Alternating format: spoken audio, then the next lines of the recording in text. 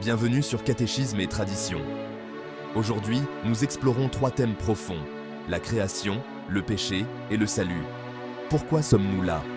D'où vient le mal? Et comment Dieu a-t-il prévu notre rédemption? Abonnez-vous pour suivre cette quête de vérité. Dans la Bible, le premier livre, la Genèse, commence par ces mots. Au commencement, Dieu créa le ciel et la terre. La terre était informe et vide. Les ténèbres étaient au-dessus de l'abîme et le souffle de Dieu planait au-dessus des eaux. Dieu dit « Que la lumière soit » et la lumière fut. Et avec ce seul commandement, l'univers a surgi. Le livre de la Genèse, le premier livre de la Bible, dresse un tableau saisissant de ce moment grandiose, la naissance de notre monde. Il parle de l'amour infini de Dieu et de son acte délibéré de création, une symphonie de puissance et d'intention divine. Chaque élément, méticuleusement façonné, chaque créature amoureusement formée, tous pointant vers un grand dessein, un témoignage de l'amour sans borne du Créateur. Le récit de la création n'est pas seulement un récit historique, c'est une lettre d'amour de Dieu à l'humanité. Il révèle la profondeur de son amour et l'intimité de sa relation avec sa création. Il nous dit que nous ne sommes pas de simples accidents de la nature, mais des êtres chéris, amenés à l'existence par un Dieu d'amour qui nous a voulu. Il a insufflé la vie en nous, faisant de nous des êtres vivants, le summum de sa création. Cet acte de création, ce souffle divin, signifie un lien profond, un lien qui nous unit à notre Créateur. Le récit de la création n'est donc pas seulement l'histoire du commencement de l'univers, c'est l'histoire du début de notre relation avec Dieu. C'est une histoire d'amour, de but et d'appartenance. C'est une histoire qui continue de se dérouler aujourd'hui, dans les moments calmes de réflexion, dans la beauté de la nature et au plus profond de nos cœurs, où l'écho de ce premier acte créateur résonne encore. Cela nous rappelle que nous faisons partie de quelque chose de bien plus grand que nous-mêmes, une grande tapisserie tissée par les mains d'un Dieu d'amour. Le livre de la Genèse nous dit que Dieu a créé l'humanité à son image. Cette affirmation est l'une des plus profondes et des plus significatives de toutes les Écritures. Elle parle de la dignité et de la valeur inhérente à chaque être humain.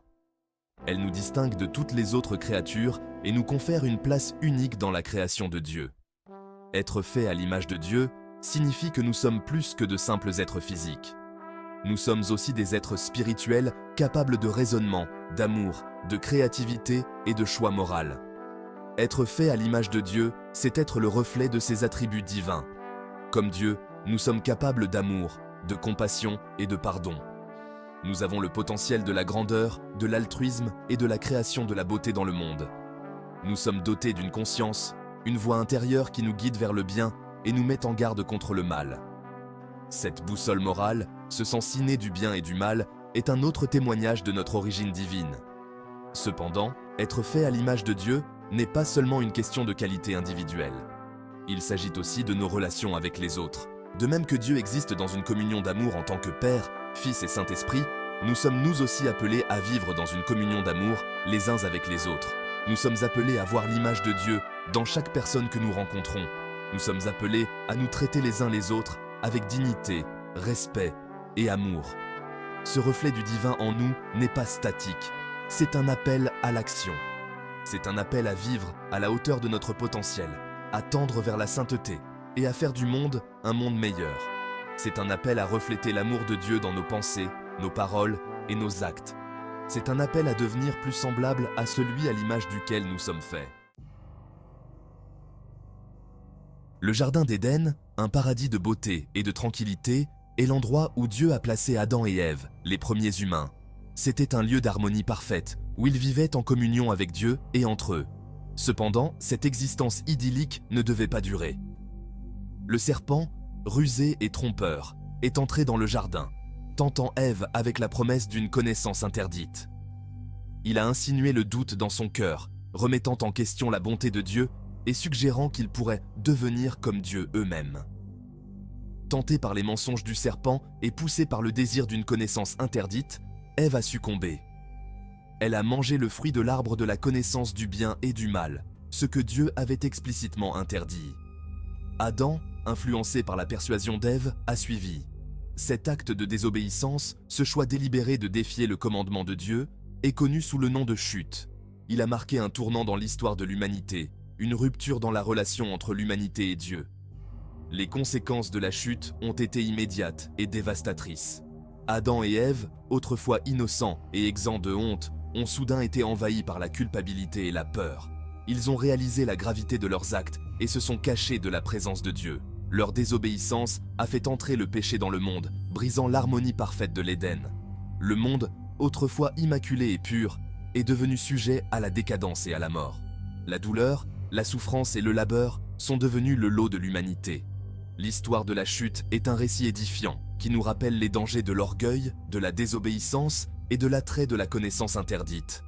Elle souligne la fragilité de la nature humaine, notre propension à la tentation et les conséquences dévastatrices de nos choix.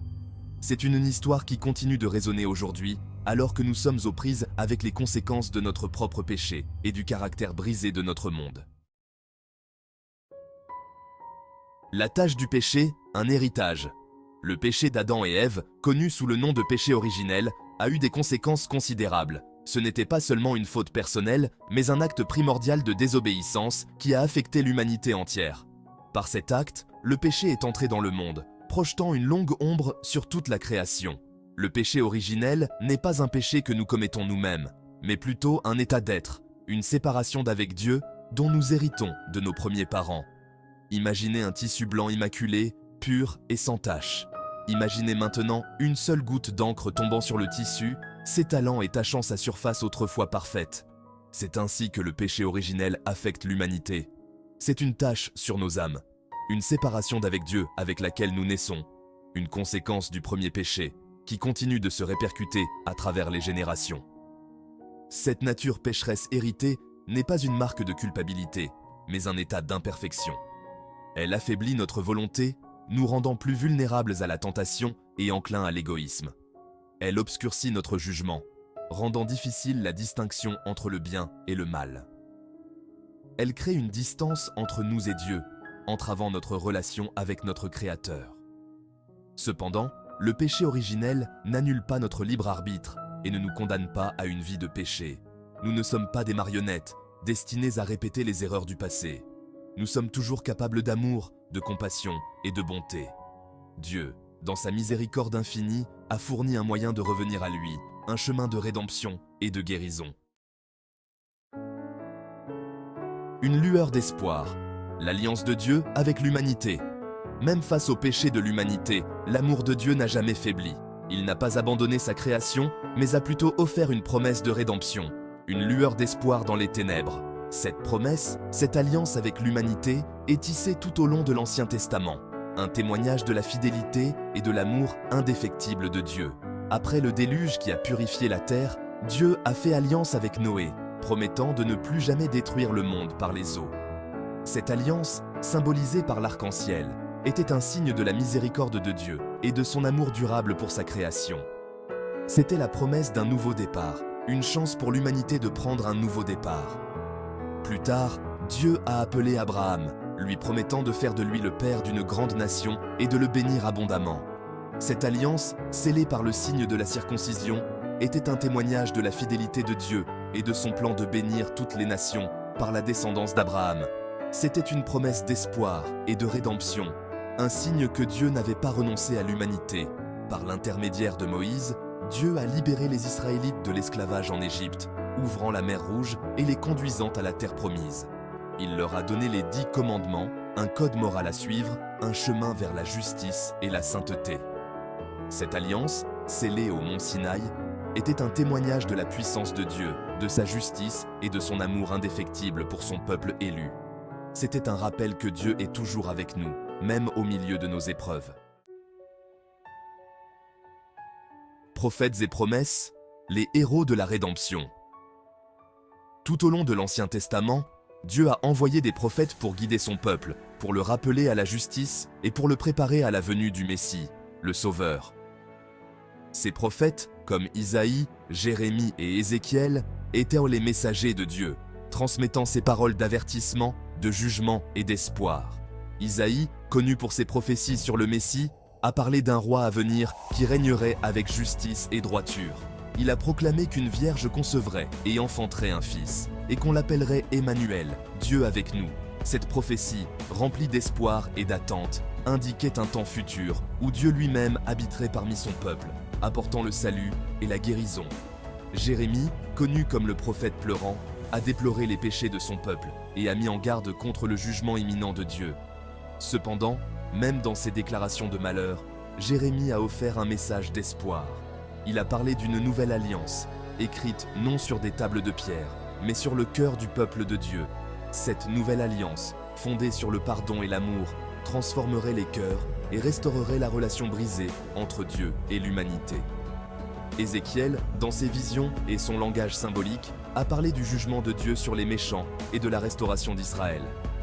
Il a prophétisé un temps où Dieu rassemblerait son peuple des nations, les unissant sous un seul berger, le Messie. Cette prophétie, remplie d'images d'espoir et de renouveau, indiquait un temps futur où le royaume de Dieu serait établi sur la terre. Un temps de paix, de justice et de droiture. Pause 3. La lumière du monde, Jésus-Christ, l'accomplissement des promesses anciennes et l'aube d'une nouvelle ère. Le Nouveau Testament nous révèle l'arrivée du Messie, un phare d'espoir et de salut pour l'humanité entière. Jésus, né de la Vierge Marie, a vécu une vie d'humble service, enseignant, guérissant et accomplissant des miracles qui ont révélé le royaume de Dieu. Pause 3s. Je suis la lumière du monde. Celui qui me suit ne marchera jamais dans les ténèbres, mais aura la lumière de la vie. Ces paroles de Jésus, rapportées dans l'évangile de Jean, résument sa mission d'apporter l'illumination spirituelle à un monde plongé dans l'obscurité. Ses enseignements, comme le Sermon sur la montagne, offraient une vision radicale d'amour, de miséricorde et de justice, défiant les normes de son époque et invitant chacun à un mode de vie plus élevé. Pause 3s. Cependant, son acte d'amour ultime fut son sacrifice sur la croix. Dans sa passion, Jésus a porté le poids des péchés de l'humanité, s'offrant en sacrifice parfait et sans tache. Sa mort, suivie de sa glorieuse résurrection, a brisé les liens de la mort et ouvert les portes de la vie éternelle pour tous ceux qui croient. Pause 3s. La résurrection n'est pas seulement un événement du passé, c'est une réalité présente qui transforme les vies. Par le Saint-Esprit, Jésus continue de demeurer parmi nous, nous guidant, nous réconfortant et nous donnant le pouvoir d'être porteurs de sa lumière dans le monde. En marchant dans sa lumière, nous sommes appelés à refléter son amour et sa vérité, devenant des phares d'espoir dans nos propres communautés. Pause 3. Rejoignez-nous dans ce voyage de foi alors que nous plongeons plus profondément dans les mystères de la vie, de la mort et de la résurrection du Christ. Abonnez-vous à Catéchisme et Tradition et laissez la lumière du Christ illuminer votre chemin, vous remplissant d'espoir et vous guidant vers la plénitude de la vie en lui. Pause 3s. Que sa lumière brille à travers vous, et ensemble, construisons un monde où règne l'amour, la justice et la paix. N'oubliez pas de vous abonner à Catéchisme et Tradition pour découvrir plus en profondeur les grands mystères de notre foi et grandir spirituellement. Que ce chemin vers le salut vous guide et vous inspire.